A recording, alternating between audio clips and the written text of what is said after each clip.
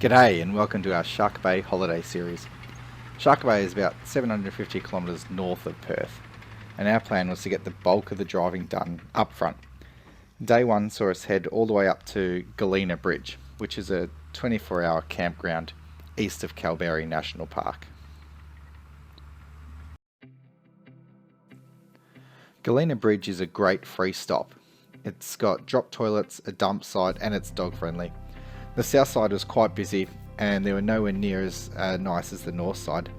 The river is the Murchison and suitable for swimming, though it was a bit cold in the winter. We arrived just on sunset, so once camp was set up, we had dinner and settled into bed.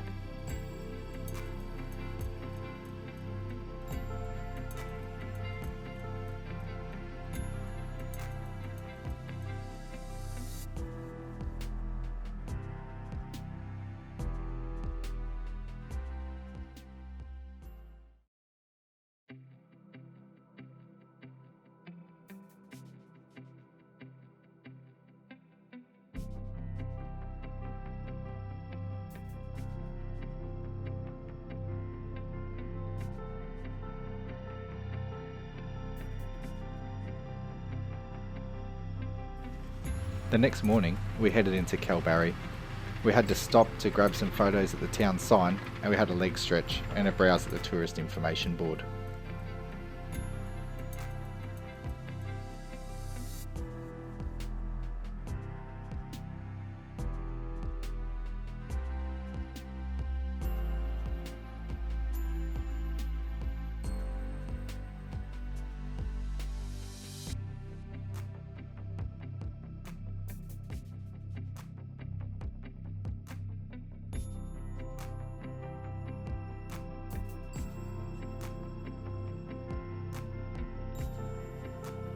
In Kalbarri, we headed straight to the beach for a picnic lunch. The water was cool, but still nice enough for the kids to have a play. We decided that we'd spend the night in Kalbarri, which would allow us to leave the camper trailer at the caravan park while we checked out the Kalbarri National Park. There are no trailers allowed in the national park. We headed straight for Nature's Window.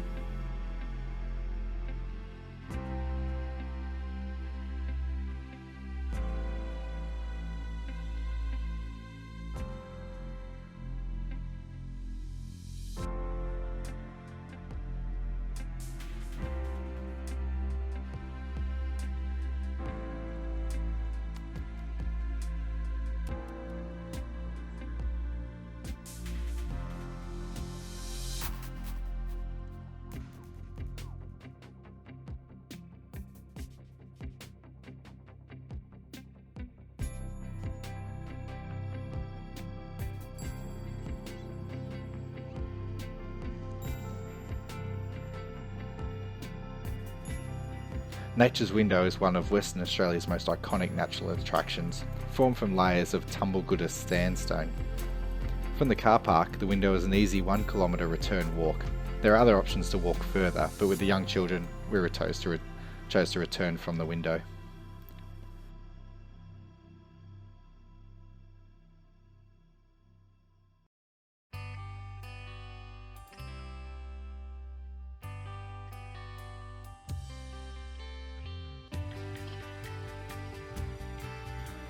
The view from Nature's Window was spectacular, and I was not disappointed with the view from the toilet either. We left the national park and headed back to Kalbarri Beach to watch the sunset. This is probably one of the longest sunset sequences on YouTube, but I couldn't bring myself to cut it any further. Enjoy.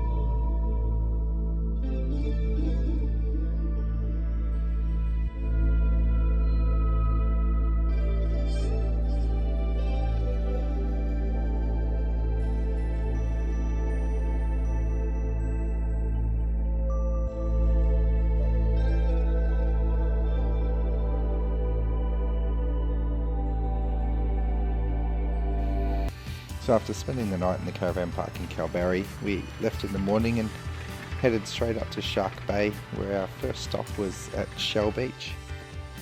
This was awesome.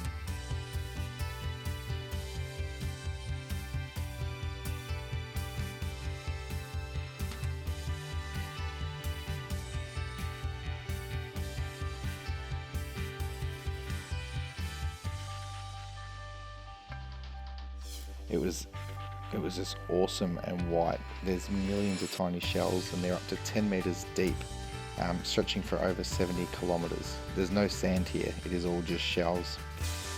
They say it's one of a handful of places on Earth where shells replace the sand, and it was just incredible. The day we were there, the water was flat, which gave those really intense blues and greens. And of course the girls had a ball playing with all the shells.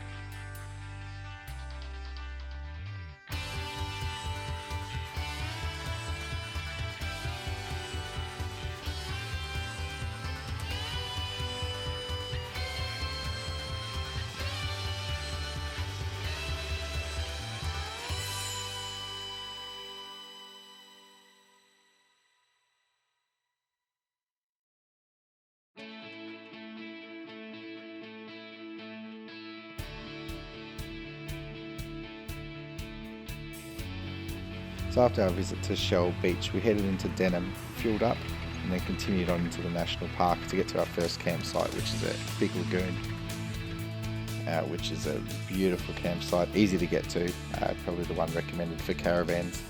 However, we weren't so lucky heading in, as you'll see.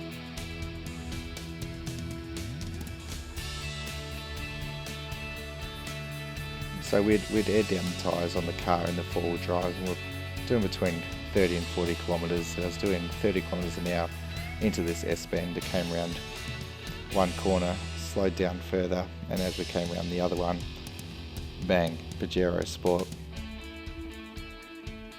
Could not believe it. So what had happened there is we'd come round on the left-hand side of the track. The Pajero was on the same side of the track as us. As soon as I seen it, I hit the brakes, veered off the left-hand side of the track, and we were actually off the track when we collided here. The other car actually swerved to the right to hit the corner of my bonnet there. Luckily for us, we had some people assist us. The damage to the Pajero was quite severe and it wasn't going anywhere, so we towed that off the track. We used my winch on another car and high lift jack to do some panel beating, and got the car back on the road so we could get it into the campground here with a bit of a tow with a snatch strap. Next day I was able to assess the damage. We had a smashed lens on the headlight, a lot of bodywork and flare damage underneath, so I used the high lift jack to force the bull bar a bit further off the tyre, a hacksaw to cut away some of the panel work in the wheel arch. I needed a air compressor, so the thumper air compressor air line there to repair the air suspension line so I could get the car off the bump stops. And then we gave it a shakedown run out to Cape Peron, where we stopped for lunch. This location is perhaps best known for its wonderful contrast of white beach, red cliffs and blue waters. We stopped for lunch on the dune here at Skipjack Point.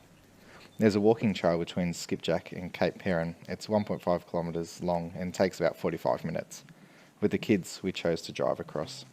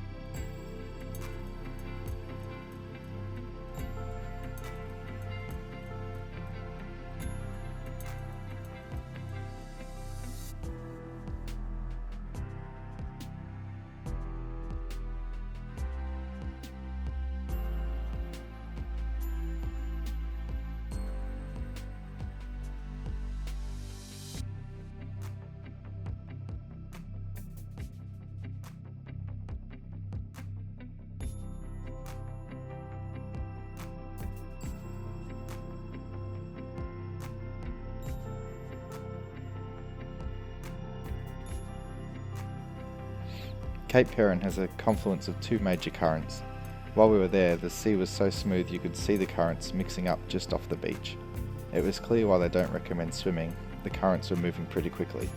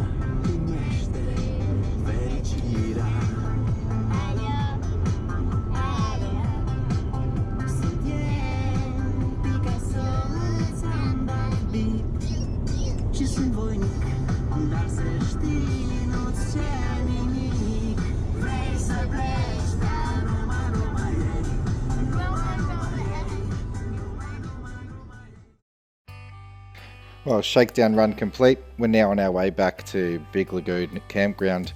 This is one of the clay pans you drive across. It gives you a bit of a relief from the corrugation through the sandy tracks, and another surface to drive on.